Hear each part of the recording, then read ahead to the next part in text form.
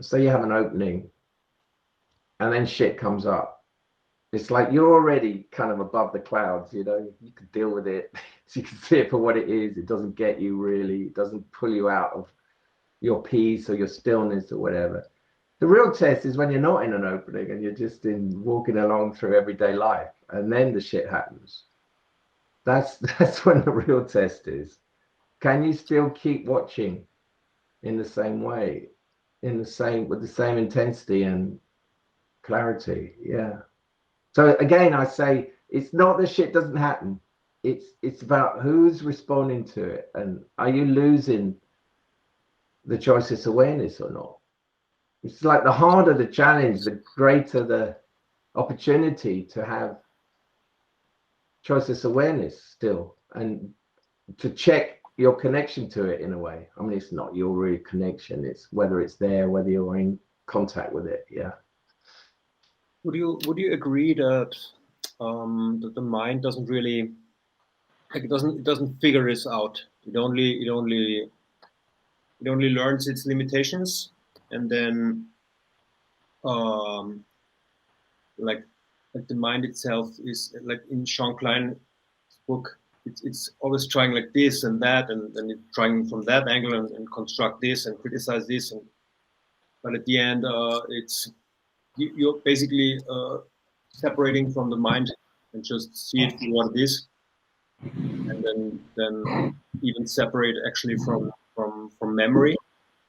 I think that's something that Sean Klein is pointing to again and again, that memory is basically the false glue that always creates all this illusion of Yeah. Well, I would say to that, like, don't forget the mind, it depends who it's serving. If its master is the personality, then all of that applies. But the mind can serve it. The mind can serve this clarity. I hope that's what it's doing now.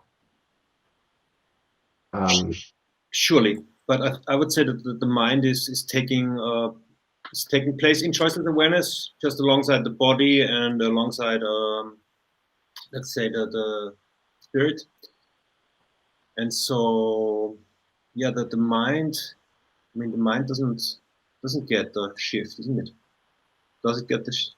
Well, the mind expresses the shift. I think that's the thing. It's this thing of absolute and relative again. You know, this is as long as we're alive, there's still a self and there's still an experiencer that appears separate through the self.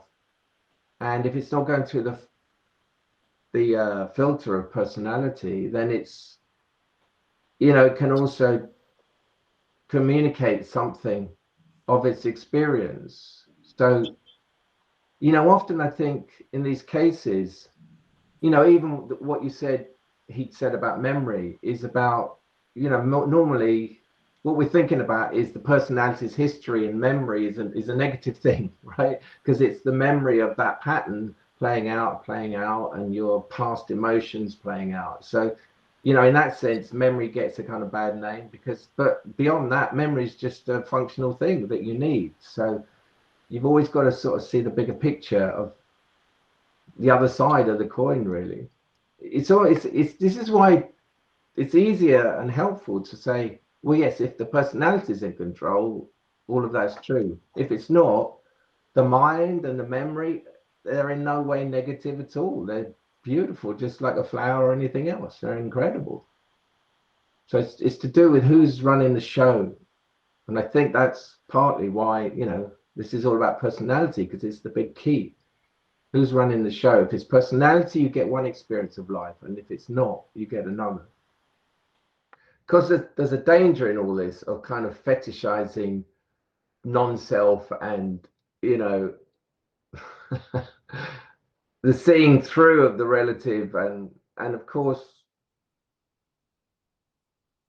to do that is not the balance of the relative and the absolute, as far as I'm concerned. I'm not saying John Klein does that, but I mean, the danger is the mind can start taking this in that way. He kind of said it, make a goal of this, and then you can lose the balance again and forget that well, there is the arising of the self, and that's also this. It's the rising of the self, the playing out of all that without the interference of the personality, which basically closes down the whole full gamut of the arising of the self and locks it into this kind of box.